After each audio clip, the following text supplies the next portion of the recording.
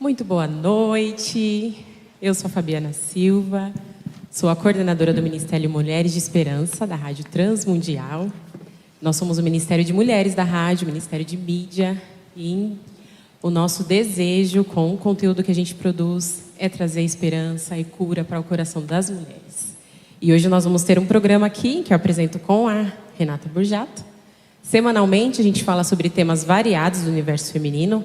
Inclusive hoje foi ao ar o nosso programa dessa semana, que é falando sobre a maternidade baseada na graça de Deus, como que a graça de Deus nos acompanha na nossa jornada como mães. E eu estou muito feliz de estar aqui com vocês e vamos ter então esse programa tão especial com a participação do pastor João Paulo Gouveia, da Gabi Gouveia, falando sobre família. E hoje eu vou me achegar aqui para a gente começar o nosso bate-papo. Sejam muito bem-vindos ao Mulheres de Esperança, aqui ao vivo com plateia e também transmitindo pela rádio. Ao vivo com plateia, isso é legal, né? Parece o do Dan Stubach, né? Como é que é o fim de expediente, né? Com plateia.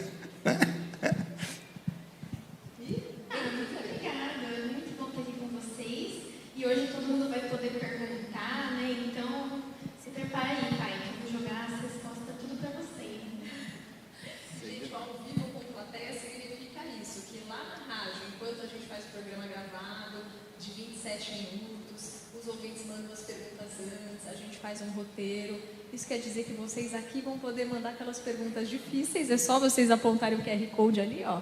Você pode fazer a pergunta até de maneira anônima.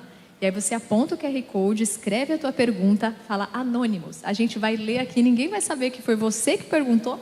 Pode mandar as coisas ao vivo que a gente tem o JP para responder e a Gabi. Vou chamar o Purim para vir aqui. E pode colocar aquela pergunta assim, por exemplo, a minha tia, eu tenho uma amiga, né, que o pessoal geralmente pergunta. Pode colocar também. É um clássico, né? No outro QR Code, você tem ali no Saiba Mais, para você conhecer, então, os programas que nós, Mulheres de Esperança, produzimos para vocês, mulheres. E a gente vai conversar hoje um pouco sobre relacionamento, família, conflitos, né? E eu já queria começar com essa pergunta, que quando a gente pensa em família, a gente está falando sobre relação, sobre conversa, sobre troca, sobre exemplo, sobre observação, né? Eu tenho uma filha de 12 anos e ela está o tempo todo, mãe, onde você vai? Mãe, o que você vai fazer? O tempo todo observando. E pai e filha aqui conosco, quando existe uma situação na família em que houve um conflito, e aí aconteceu de dar uma distanciada. Por exemplo, o filho se distanciou do pai ou da mãe, porque não concordou com a postura, com a fala, foi muito duro, muito rígido. Como que essa ponte pode ser reconstruída para haver novamente um relacionamento, algo saudável entre pais e filhos? Ela pediu para não falar, mas eu vou falar. Vai, Gabi, responde. Não, eu posso começar falando que, como filha, é a gente continuar aberto, né? Porque pai é para sempre. Então, se eu fosse levar em consideração que cada briga ou atrito nosso fosse para eu virar o rosto para sempre, nossa, que grande perda eu teria, né? Porque tanta gente não tem os pais presentes. Então, como uma filha que reconhece o valor de ter os pais perto, eu acho que tá bom. Ficou brava? Precisa dar uma distanciada? Fica um pouquinho, tudo bem. Mas pai é pai, mãe é mãe. Como respeito, tem que voltar, mesmo que esteja com raiva mesmo. E eu acho que agradecer ao Senhor por ter paz e vencer a raiva e falar, tudo bem, vamos sentar aqui e almoçar junto. A gente já almoçou com a cara fechada junto, mas almoçou, entendeu? Então já é um começo. Não, acho que tem uma questão da intencionalidade, né? De estar junto, sempre, querendo estar junto. Mesmo quando essa vontade não é tão aguda, mas a gente precisa se colocar nesse lugar. O Mário Prata, né, um escritor, tem uma crônica e o título é Filho é bom, mas dura muito, né? E realmente, né, dura para sempre, né? E a crônica é muito boa, vocês precisam ler, é muito boa, tem na internet. Mário Prata, Filho é bom, mas dura muito. E realmente é isso, a gente tem que entender que é para sempre as coisas, né? Que a gente tenha momentos de um distanciamento, no sentido de fiquei chateado com o que disse, mas a gente precisa ser intencional na busca do conserto. Porque muitas vezes a gente não faz isso. a gente deixa o tempo acontecer. Não, deixa o tempo, né? Precisa ter um negócio, Fabi, que é também é coisa de crente, né? Que é dizer, eu não senti ainda que devo perdoar, né? Onde que está isso na Bíblia? Onde que está eu tenho que sentir? Entendeu? Não, ainda não senti que eu devo. É uma questão de obediência. Ou perdoo ou não perdoo, ou eu sou obediente ou não sou. Então, mesmo que minha filha tenha cometido uma ofensa grave, ou que minha esposa, ou que eu para ela, ou os filhos para os pais, como for, perdão é uma questão de obediência, é uma questão de caráter da vida com Deus. Então, a gente precisa ser intencional para reconstruir esse caminho, que pode se romper. E se a gente deixar isso acontecer, aquilo pode tomar proporções. Porque para quem assiste, sei lá, This Is Us, né? Como é que é? Que tem o fungo lá, né? Que come todo mundo e faz... The Last of Us. Eu nunca sei qual, né? Que é um negócio... Tem Us no final, tava lá. Acertado porque o This Is Us é de família, mas é outro. Que é uma questão desse fungo, né? Que vai corroendo as pessoas por dentro. E se a gente deixar isso tomar uma proporção maior, em algum momento isso vai destruir todo mundo. Ontem eu falava do último versículo do Antigo Testamento. Se os pais não converterem o seu coração aos seus filhos aos pais, eu tocaria a terra com maldição. O que a gente tem visto é que os pais não são intencionais com seus filhos. E os filhos não são intencionais com os pais. E aí permitem que várias lacunas nesse relacionamento aconteçam por chateações. E aí isso vai tomando conta, vai trazendo cada vez mais um afastamento que muitas vezes é quase intransponível. Então a gente precisa ser intencional, obediente a Deus, para ir e perdoar. Perdoar não é um sentimento. Perdoar é uma questão de obediência, é uma questão de caráter. Entendeu? Jesus tinha todas as possibilidades de não perdoar. Está lá crucificado, pedindo água porque está com sede. O cara mete vinagre na boca dele e ele diz o quê? Mata esses caras, Deus, esses loucos aí. Ele não falou nada disso. Ele virou e falou, perdoa eles, Pai, porque eles não sabem o que eles estão fazendo. É na hora. É intrínseco em homens e mulheres espirituais o perdão. E isso precisa estar no seio da família, para não deixar que muros sejam construídos e que separem as pessoas.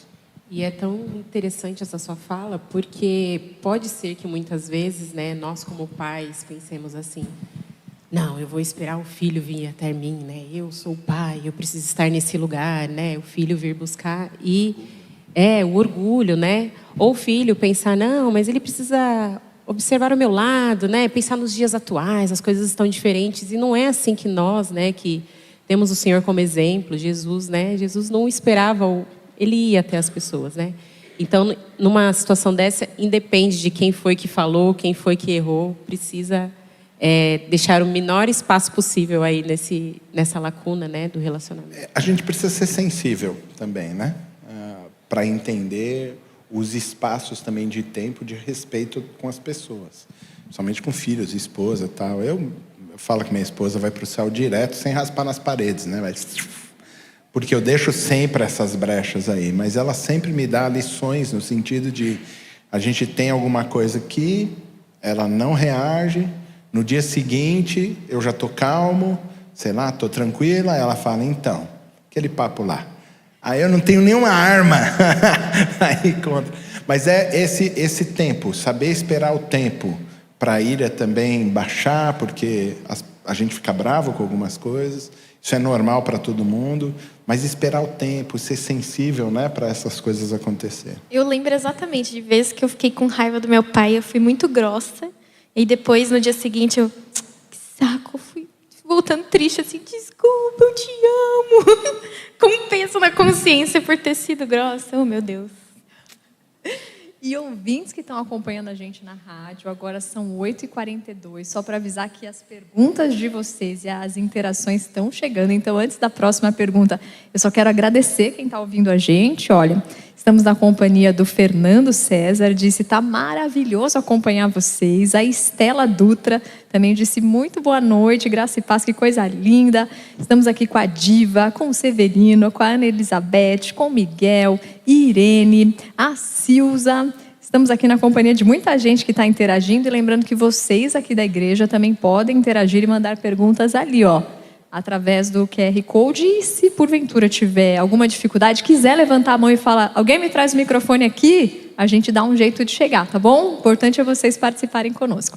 Gabi, quando eu te ouço falar que não importa se o seu pai fez alguma coisa, você precisa dar valor por ter os seus pais vivos. Eu acho lindo isso, partindo de uma moça de 25 anos, mas a gente sabe que não é a realidade de muitas casas. A gente sabe que ainda, quanto mais novos, às vezes 16, 17, 20 anos, enfim, eles não têm a consciência de que ter os pais por perto é algo valoroso e que a gente precisa respeitar. Mas e aí? Como essa consciência veio e o que você pode dizer para os pais? E pai, o que você pode dizer para os filhos? Para que a gente estimule isso. Para que mesmo, quando a gente está na escola e o pai fala assim: presta atenção, porque a única coisa que você tem que fazer é estudar. A gente não prestava atenção. Só depois você fala: poxa, como eu queria ter voltado lá e ter prestado atenção. Pô, tinha um cara só ali me ensinando. E aí, Gabi, como é que a gente pode ter essa consciência e criar essa consciência nos filhos? Como filha, eu só criei essa consciência depois que eu quebrei a cara mesmo, né? Depois que eu me casei, que eu não tinha mais meus pais perto e que eu percebi que, nossa, tudo que eu sou é por causa deles, assim. Eu lembro de tomar banho, assim, na minha casa nova, que eu tanto desejei, que eu orei para Deus e eu pensar: que saudade do café do meu pai, sabe? E acordar de manhã e aí minha mãe vir com pão na chapa, sabe? E eu não falo isso de um lugar de uma pessoa que durante a adolescência reconheceu isso, porque eu não reconhecia. Eu reclamava muito do meu pai. Inclusive, meu marido é uma ótima pessoa, porque eu reclamava do meu pai para ele e ele falava: sinto muito, é seu pai. E eu achava que meu namorado ia me defender e defendia meu pai.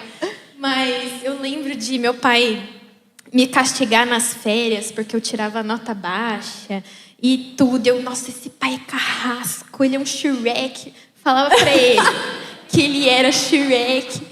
E, nossa, e aí falava pra minha mãe: nossa, ele faz eu decorar tabuada. Nunca que eu vou decorar essa porcaria. Nunca vou usar fórmula de Bhaskara. Então, assim, eu não reconhecia mesmo, né? E eu lembro que meu pai falava: você tem que dar valor, porque um dia você vai estar lá, vai sentir falta. Eu, se liga. E não é que eu senti falta mesmo. Senti muita falta. Eu lembro, nossa, de sentir que a presença deles fez toda a diferença, sabe? E para os filhos que não têm seus pais perto, busquem pessoas que possam servir como pais, né? Amigos, tios. É muito bom quando você cresce na igreja, porque a igreja está recheada de casais que podem te acompanhar. E para os filhos que têm os pais hoje, eu tenho um responsável, às vezes foi criado pelos avós, né, por um tio. Lembrem-se que vai passar. Então, quando seu pai brigar com você, finge que você está num filme e que está passando aquele flashback, entendeu? Que você tem que viver para que no futuro você agradeça, entendeu? Então, não faça como a Gabi e chore no banheiro. Quando você brigar com seu pai, perdoa, depois volta lá, dá um abração, sabe? Porque um dia você não vai ter ele mais, você vai sentir falta de brigar com ele e vai sentir falta do café também.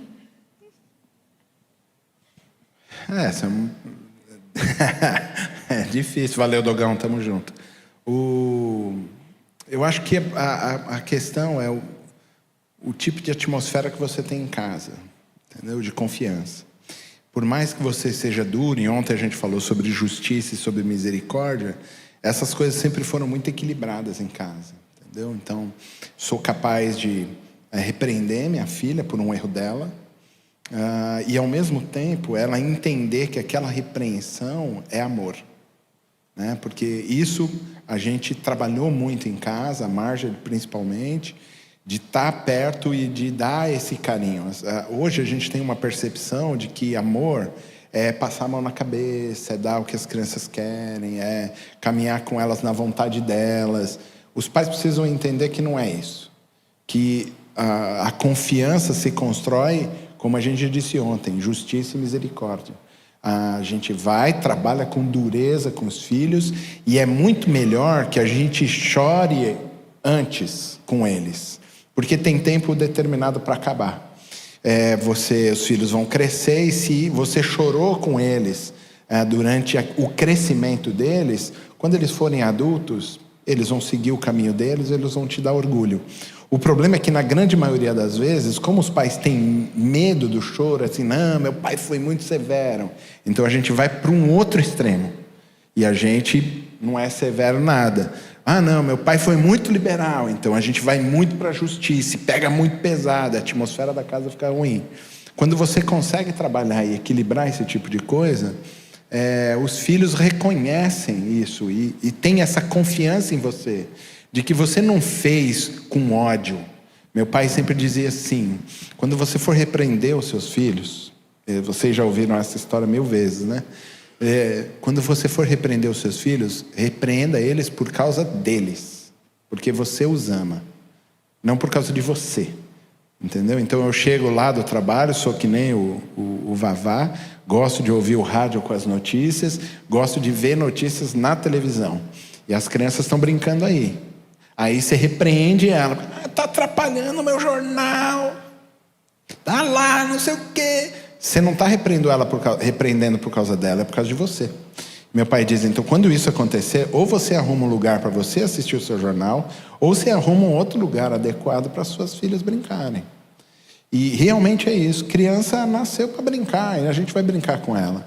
Mas tem que lembrar, elas também são pecadoras. E é necessário que os pais conquistem o coração dos seus filhos intencionalmente, sabendo que você sempre vai moderar a misericórdia e a justiça, né, a lei, né, e por amor a ela precisa sentir. Outro dia eles dois estavam lá em casa, foram almoçar num domingo lá, ou no sábado, não lembro muito bem. Aí o Douglas falou assim, nossa, tô com saudade. Douglas é o meu genro, tá aqui acompanhando. E ele falou assim, nossa, tô com saudade de dormir aqui, posso vir dormir aqui? Eu não sei o âmbito que o Vavá falou para mim, que neto é entrar numa outra dimensão do amor, né? Mas isso move muito meu coração, de que parece que talvez a gente conseguiu, pela graça de Deus, fazer uma coisa certa. Quando os filhos têm vontade de estar na casa dos pais, quando eles têm tanta confiança que eles voltam para te perguntar o que fazer. Mesmo quando eles já são adultos, já são autônomos, eles são responsáveis pelas suas decisões, mas eles voltam e falam, pai, o que eu faço aqui? Ou sogro, sei lá, né? Ele nem me chama de sogro, me chama de João, mas o que eu faço? Entendeu? Quer dizer, esse tipo de relacionamento é construído quando você intencionalmente está perto dos seus filhos, por eles, né? Eu tenho certeza que muitos dos pais que estão aqui, os filhos vieram na escola bíblica das crianças, foram para casa com um desenho e ficaram assim, olha meu desenho, depois eu vejo, e depois a gente nunca vê o desenho deles. Eles entendem esse tipo de coisa, de que a gente não é intencional com eles, de que a gente está rejeitando eles, de que as coisas que eles fazem não são importantes. Isso é só uma palhinha da coisa, mas é necessário que nós sejamos intencionais. Olhar nos olhos, sentar ao redor da mesa, conversar olhando nos olhos, sinceramente. O que eu e a Gabriela fazemos no De Pai para Filha é o que a gente faz na mesa de casa. A gente termina de comer e ainda fica mais umas 2 horas sentados lá, batendo papo, olhando nos olhos uns dos outros, perguntando coisas difíceis. E é a coisa mais normal perguntar coisas difíceis, porque faz parte da construção familiar que a gente fez, por causa da graça de Deus derramada sobre nós.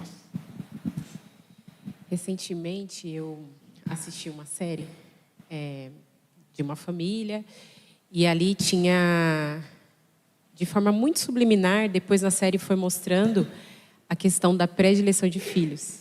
Então a menina que era mais velha era a que foi sonhada, desejada, a esperada, né? E tinha muito favoritismo por parte da mãe, principalmente, né? Porque a mãe não conseguiu conquistar coisas que ela estaria conseguindo. Já o segundo filho era aquele que nunca dava certo, que não tinha essa atenção dos pais, só que não era algo assim, você percebia na série que não era algo intencional, mas acontecia. E num certo momento que eles já estavam adultos, o menino coloca tudo isso para fora diante dos pais, né? Dizendo assim, vocês não me veem, tudo que eu faço é ruim, eu sempre tentei conquistar o seu amor. E eles aí caem em si sobre essa situação. E vocês aí, né, como pai e filha, a Gabi é a mais velha, né, de 3 meninas, então tem essa questão de não só de identidade, né, entre as meninas, mas de observar esse tempo, o espaço de cada uma, e o pastor pai de 3, né, também. Qual que é o conflito que pode acontecer na família, principalmente no relacionamento entre irmãos, né, quando a gente, de forma às vezes sem querer, acontece priorizando mais um filho do que o outro?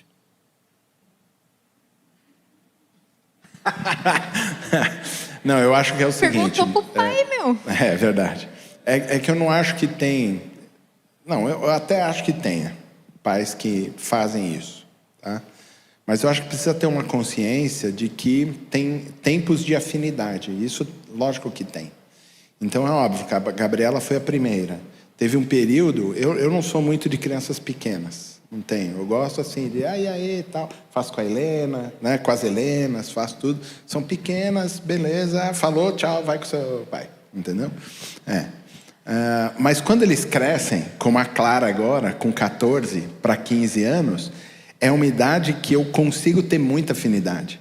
Porque começa a me perguntar coisas da vida que eu gosto de fazer. Você entendeu?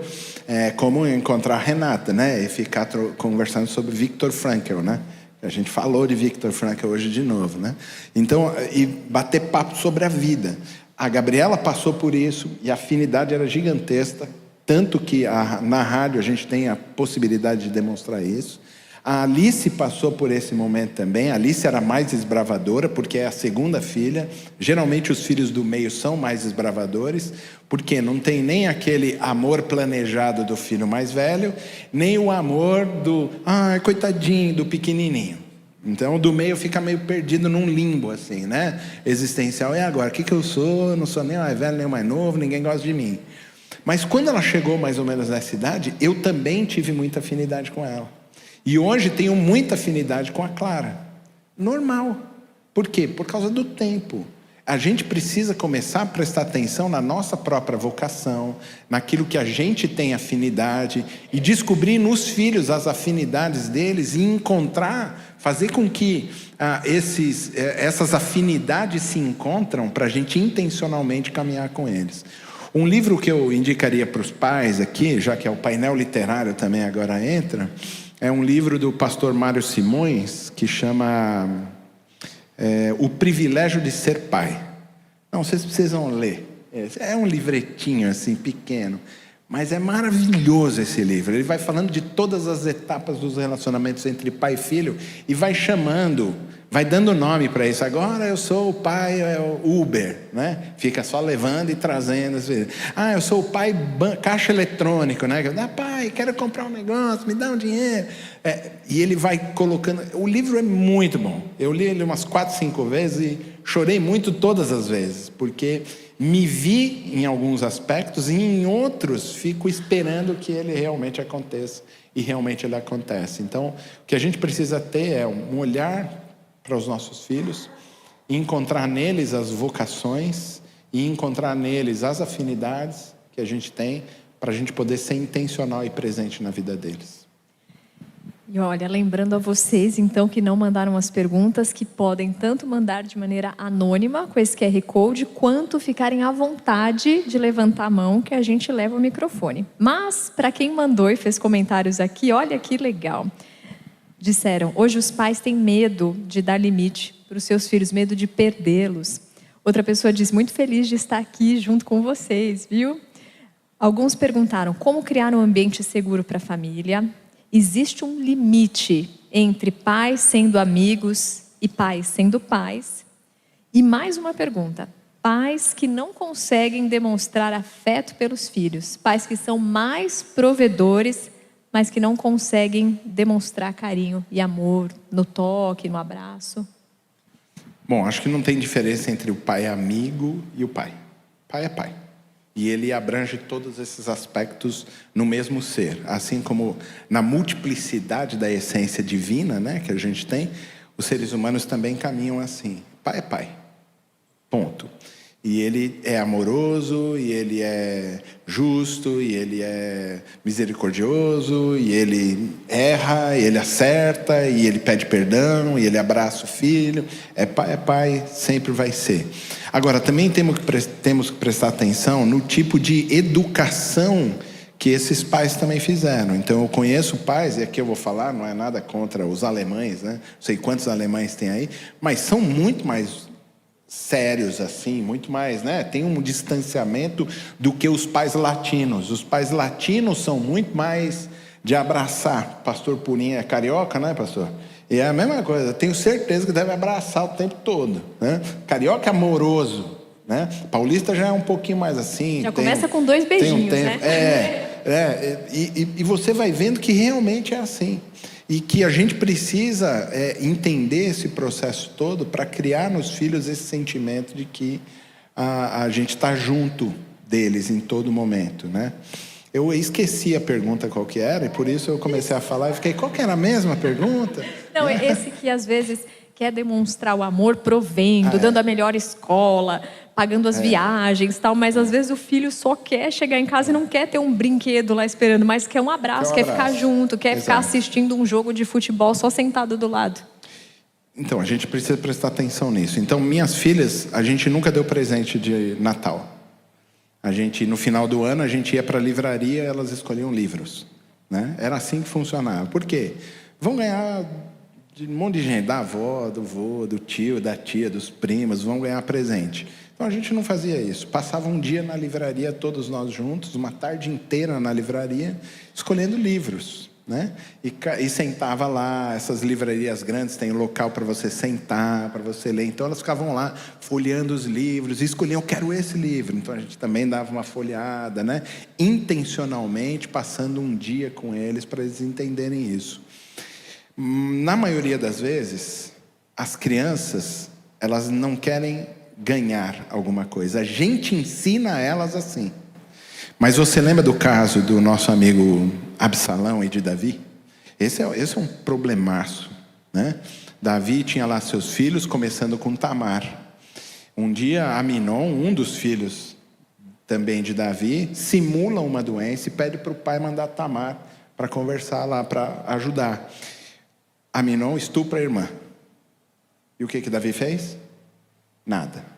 Quem realmente abraça Tamar é o Absalão. Traz ele para lá. A única coisa que ele poderia ter feito num caso desse, traz a filha, abraça a filha, conversa com ela, tenta restaurar, chama o Aminon também, né? Vai ter que fazer isso e tal. Mas ele deixou nas costas de Absalão. Os pais têm medo, como alguém disse aqui, tem medo de dar limites. Tem medo de serem duros com seus filhos. É melhor eu ser duro agora com ele do que depois ter que chorar a morte dele lá na frente. Absalão, então, foge. Quando, depois de anos, o pai chama ele de volta, ele fala, agora meu pai vai me pegar. Ele está pensando isso, está falando, agora meu pai, eu vou entrar lá, ele vai me dar uma surra, né? Quando ele entra, o que Davi faz? Dá um beijo nele. Do tipo, beleza, filhão. Como assim? Ele tinha matado Aminon. Ele matou o irmão. E ele não foi capaz de ser um pai que trouxesse um caminho digno, honrado para o seu filho. E o filho, então, arma um golpe de estado, arranca o rei do palácio, Davi tem que fugir, ele junta todas as concubinas, faz uma orgia com todas as concubinas do pai, para mostrar a fraqueza do pai, para expor a vergonha, publicamente a vergonha do pai. E depois, quando vai retornar, Joabe, né? Vai correr atrás de Absalão, Absalão prende os cabelos na árvore e ele mata o Absalão. E aí Davi chora, por causa do filho Absalão que havia morrido. Espera aí, a gente vai precisar de uma tragédia nas nossas casas para a gente poder assumir uma relação verdadeira com os nossos filhos? Uma relação intencional, uma relação de amor, uma relação de mostrar um caminho que seja seguro para eles. A gente vai esperar a tragédia bater na porta, arrombar a porta das nossas casas, para a gente poder ter a honradez e a coragem de assumir os nossos filhos e não terceirizá-los. A gente precisa ter coragem, porque Deus não deu para nós espírito de covardia, mas de ousadia, de homens e mulheres que não terceirizam os seus filhos, nem para a escola, nem para o governo, nem para a igreja. Não é a igreja que ensina uma espiritualidade saudável para os filhos, eles aprendem isso em casa.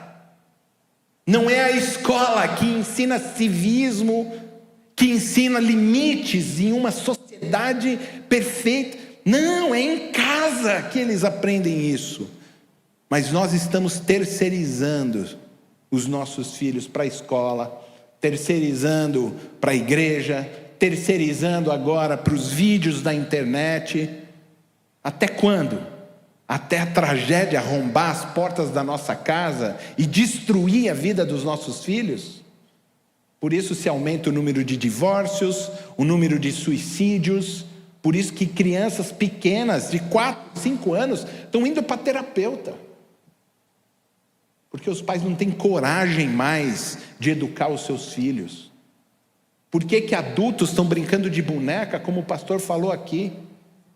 Porque ficou uma lacuna que os pais não preencheram. Até quando? Até quando nós vamos permitir que esse tipo de covardia domine as nossas casas? Deus nos deu espírito de ousadia. Não terceirizem o seu casamento, não terceirizem os seus filhos. Tenham a coragem em Deus de assumi-los e construir uma casa que seja digna de honrar e glorificar a Deus todos os dias. Bem, a gente tem recebido aqui várias participações, perguntas. Temos o Newton e a Rose, que é membros aqui da igreja, que estão participando lá da Flórida, onde eles moram, né? E estão falando parabéns pelo programa, graça e paz. E a gente vai ter o espaço para fazer apenas mais uma pergunta muito interessante, que eu acho que abrange todas as famílias, que é: como criar um ambiente seguro para a minha família? Sei lá. Não, eu acho que é confiança. Não vai ter jeito. Eu me lembro da Gabriela, pequenininha. A Marcia não vai deixar eu mentir sozinho aqui, né? Vai mentir junto comigo, né? A Gabriela era pequenininha, estava aprendendo a andar. Então ainda meio caía para trás, caía para frente, assim, né? Todos que tiveram filhos e netos sabem como funciona. E eu tinha assado um bolo nesse dia. E a gente estava assim na cozinha, já partindo o bolo. Então o forno, ele estava assim... Ele não estava quente a ponto de machucar, mas ele estava morno o suficiente para assustar. Isso chama perigo controlado.